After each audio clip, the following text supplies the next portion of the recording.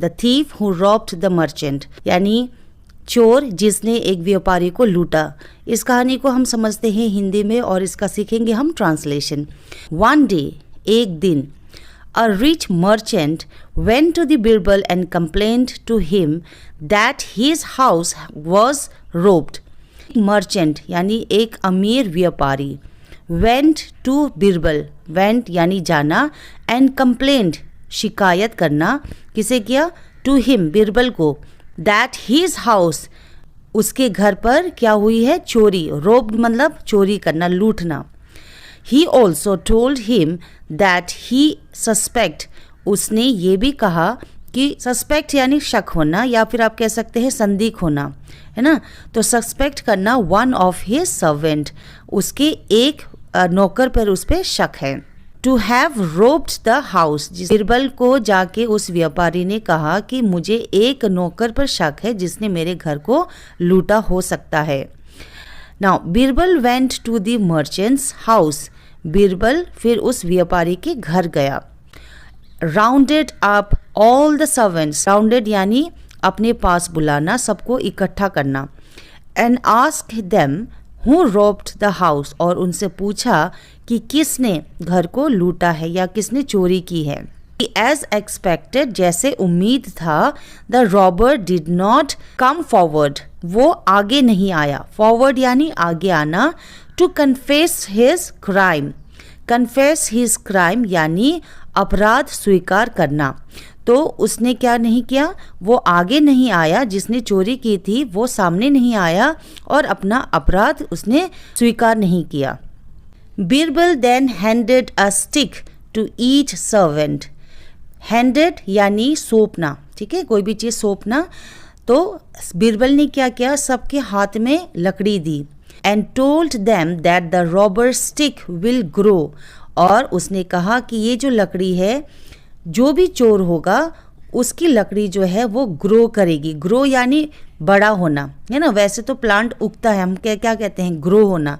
तो यहाँ पर उसने क्या कहा कि जिसने भी चोरी की होगी उसकी स्टिक जो है, लकड़ी जो है वो ग्रो होगी यानी बढ़ेगा। 2 इंच, 2 इंच तक वो बढ़ेगा। लॉन्गर द नेक्स्ट डे, वो लकड़ी जो बिरबल ने सबके हाथ में थमाई थी, वो लकड़ी जो है वो अगले दिन 2 इंच लंबी हो जाएगी। जो भी चोर होगा उसी का लकड़ी जो है वो लंबा होगा। दैट वे यानी उस तरह, they will be able to identify, identify यानी पहचान करना, हु रॉब्ड द मर्चेंट, किसने चोरी की थी उसका पहचान वो कर पाएंगे। द नेक्स्ट मॉर्निंग, अगले सुबह, Birbal asked the servants for the sticks. अगले दिन बिरबल ने सबसे स्टिक मांगी। यहाँ पर आस्क वैसे तो पूछना होता है, बट कहानी के हिसाब से होगा कि उसने मांगी, सबसे वो लकड़ी मांगी। And pointed out the culprit, और पॉइंटेड आउट, पॉइंटेड आउट यानी बता देना, ठीक है। तो ही पॉइंटेड आउट दी कल्प्रिट, उसने कल्प्रिट यानी अपराधी, अपराधी कौन है उसने बता दिया। किसको? टू दी मर्चेंट, उस व्यापारी को। The robber had reduce the length, जो रॉबर था, जो चोर था, उसने क्या किया? रिड्यूस यानी घटाना, उस लकड़ी को उसने तोड़ा था। The robber had reduce the length of the stick, उस चोर ने क्या किया? रिड्यूस किया, लकड़ी का जो लंबाई है उसको 2 इंच उसने घटा दिया था। बाय 2 इंच, एंटिसिपेटिंग, एंटिसिपेटिंग यानी अनुमान लगाना। The stick to grow by the next morning, उसने ये सोचा कि अगले दिन मेरी जो लकड़ी है वो 2 इंच लंबी हो जाएगी, तो उसने पहले ही 2 इंच कम कर दी थी।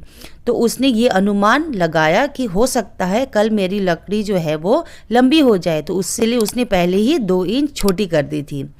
That's how Birbal figured who the robber was, और उस तरह बिरबल को पता चला। फिगर्ड आउट का मतलब होता है पता लगाना या पता चलना।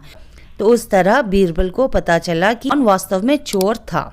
इस कहानी से हमें क्या सीखने को मिलता है कि no matter how hard you try, you can never hide the truth for long. भले ही आप कितनी भी कोशिश कर ले, आप सच्चाई को झुटला नहीं सकते, आप सच्चाई को छुपा नहीं सकते। यहाँ पर हाइड का मतलब होता है छुपाना, नेवर यानी कभी नहीं, है ना। हम कभी भी सच्चाई को छुपा नहीं सकते, सच्चाई एक ना एक दिन बाहर आ ही जाती है। तो ये था कहानी का ट्रांसलेशन। आई होप आपको समझ में आया होगा।